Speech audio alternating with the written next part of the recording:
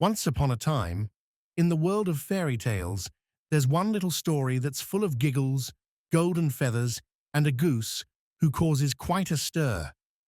But did you know the golden goose comes straight from the enchanting pages of the brothers Grimm? First published in the early 1800s, this whimsical tale has been passed down for generations, charming readers with its strange magic and surprising laughter. Back then, stories weren't just for fun. They were meant to teach lessons too. And in this story, kindness, humility, and a good sense of humor win the day. Get ready to meet a humble boy called the Simpleton, mocked by his family but favored by fate, and a goose unlike any other, with golden feathers and a curious power to make people stick together, literally. This tale is one wild ride. So settle in, because once this goose shows up, nothing will ever be the same again. Let's begin. The Golden Goose, right here at Grandma's house.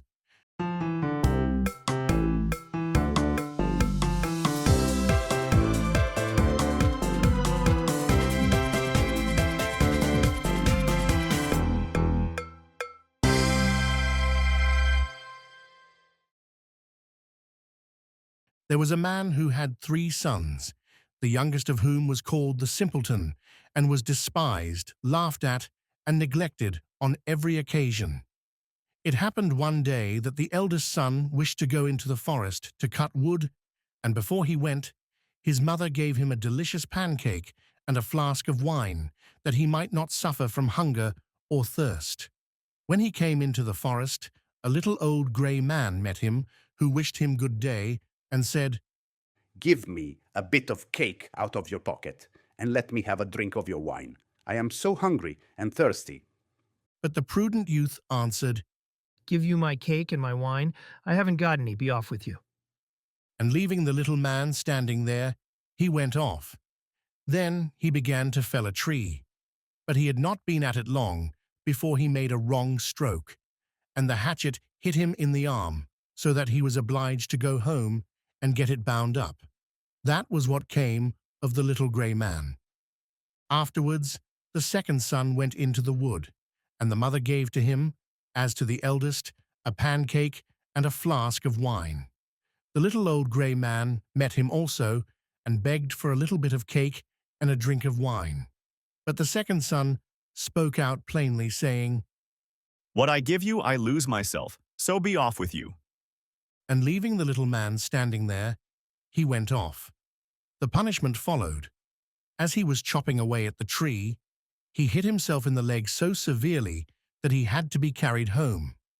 Then said the Simpleton, "Father, let me go for once into the forest to cut wood."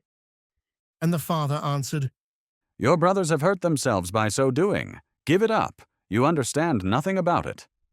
But the Simpleton went on begging so long that the father said at last, "Well, be off with you. You will only learn by experience." The mother gave him a cake. It was only made with water and baked in the ashes, and with it a flask of sour beer. When he came into the forest, the little old grey man met him and greeted him, saying, "Give me a bit of your cake and a drink from your flask. I'm so hungry and thirsty." and the Simpleton answered, "I have only a flour and water cake and sour beer. But if that is good enough for you, let us sit down together and eat." Then they sat down, and as the Simpleton took out his flour and water cake, it became a rich pancake, and his sour beer became good wine. Then they ate and drank, and afterwards the little man said, "As you have such a kind heart, and share what you have so willingly, I will bestow good luck upon you.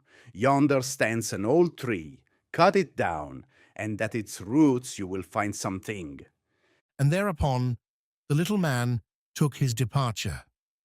The Simpleton went there and hewed away at the tree, and when it fell he saw, sitting among the roots, a goose with feathers of pure gold. He lifted it out and took it with him to an inn where he intended to stay the night. The landlord had 3 daughters, who, when they saw the goose, were curious to know what wonderful kind of bird it was, and ended by longing for one of its golden feathers. The eldest thought, I will wait for a good opportunity, and then I will pull out one of its feathers for myself. and so, when the simpleton was gone out, she seized the goose by its wing. But there her finger and hand had to stay, held fast. Soon after came the second sister, with the same idea of plucking out one of the golden feathers for herself.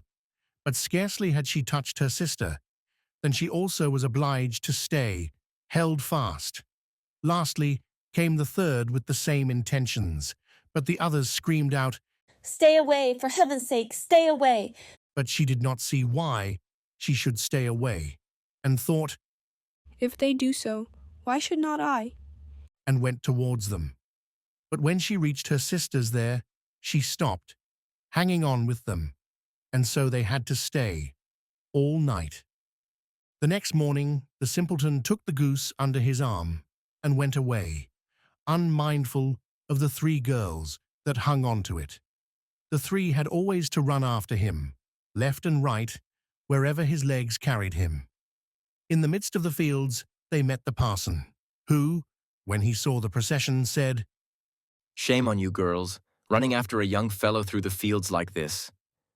and forthwith he seized hold of the youngest by the hand to drag her away. But hardly had he touched her when he too was obliged to run after them himself. Not long after, the sexton came that way, and seeing the respected parson following at the heels of the 3 girls, he called out, Ho, your reverence, whither away so quickly? You forget that we have another christening today. and he seized hold of him by his gown.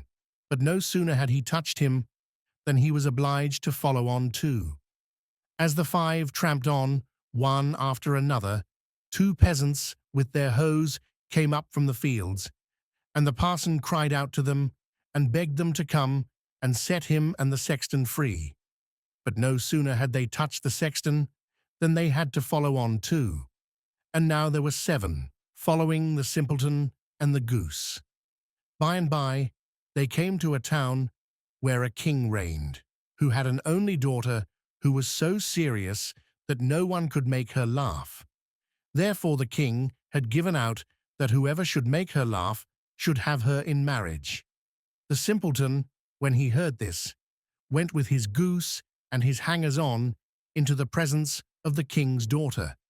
And as soon as she saw the 7 people following, always one after the other, she burst out laughing, and seemed as if she could never stop. And so the simpleton earned a right to her as his bride. But the king did not like him for a son-in-law, and made all kinds of objections, and said he must first bring a man who could drink up a whole cellar of wine. The simpleton thought that the little grey man would be able to help him, and went out into the forest, and there, on the very spot where he felled the tree, he saw a man sitting with a very sad countenance. The simpleton asked him what was the matter, and he answered, I have a great thirst, which I cannot quench. Cold water does not agree with me. I have indeed drunk up a whole cask of wine, but what good is a drop like that? Then said the simpleton, I can help you. Only come with me, and you shall have enough. He took him straight to the king's cellar, and the man sat himself down before the big vats, and drank, and before a day was over, he had drunk up the whole cellar full. The simpleton again asked for his bride, but the king was annoyed that a wretched fellow, called the simpleton by everybody, should carry off his daughter, and so he made new conditions. He was to produce a man who could eat up a mountain of bread. The simpleton did not hesitate long, but ran quickly off to the forest. And there, in the same place, sat a man who had fastened a strap round his body, making a very piteous face, and saying, I have eaten a whole back house full of rolls. But what is the use of that when one is so hungry as I am? My stomach feels quite empty, and I am obliged to strap myself together that I may not die of hunger. The simpleton was quite glad of this, and said, Get up quickly and come along with me, and you shall have enough to eat. He led him straight to the king's courtyard, where all the meal in the kingdom had been collected and baked into a mountain of bread. The man out of the forest settled himself down before it and hastened to eat, and in one day the whole mountain had disappeared. Then the simpleton asked for his bride the third time. The king, however, found one more excuse, and said he must have a ship that should be able to sail on land or on water. "So soon," Said he, "as you come sailing along with it, you shall have my daughter for your wife." the simpleton went straight to the forest, and there sat the little old grey man with whom he had shared his cake, and he said, I have eaten for you, and I have drunk for you. I will also give you the ship, and all because you were kind to me at the first. Then he gave him the ship that could sail on land and on water, and when the king saw it, he knew he could no longer withhold his daughter. The marriage took place immediately, and at the death of the king, the simpleton possessed the kingdom and lived long and happily with his wife. And so, the simpleton, the one everyone laughed at, became the hero of the tale. All because he shared his humble meal, showed kindness to a stranger, and never gave up. Isn't it funny how a golden goose, a few sticky fingers, and a whole lot of laughter can lead to happily ever after? Stories like this remind us that the greatest treasures aren't always gold. Sometimes they're the good deeds we do and the joy we bring to others. If you enjoyed this magical tale, don't forget to click the like button and subscribe so you never miss another enchanting adventure. And make sure to come back for more stories, right here at Grandma's house.